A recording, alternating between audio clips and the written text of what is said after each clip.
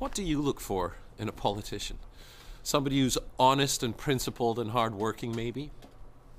Certainly all of those things are important, but for me, above all else, what I'm looking for in a politician is somebody who's capable of critical thinking.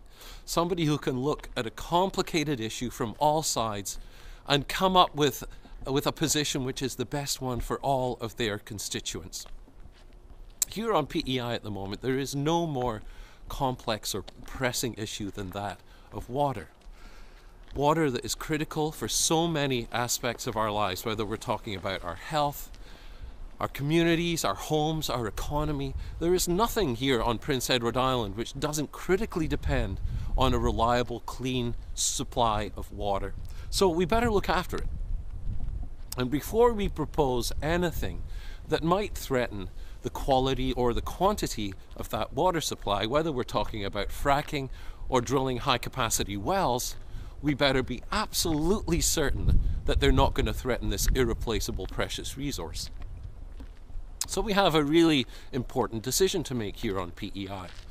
Now, we need farming, and I happen to believe that the future of PEI's economy is going to be dependent, perhaps more than ever before, on a really strong agricultural base. But that doesn't mean that we have to carry on with the same sort of agricultural policies which have been promoted and embraced by a series of island governments over the past few decades, where we try and compete in the global marketplace in this little tiny sector when we're at such huge disadvantages from which we can't escape. Maybe it's time for us to try something different, something new, something better.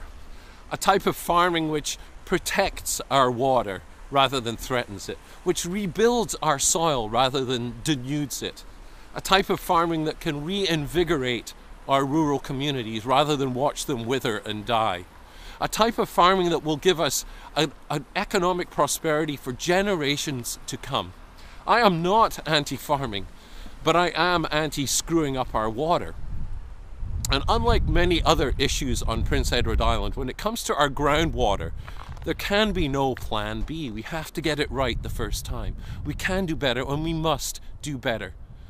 And the Green Party of Prince Edward Island will do better. Cheers.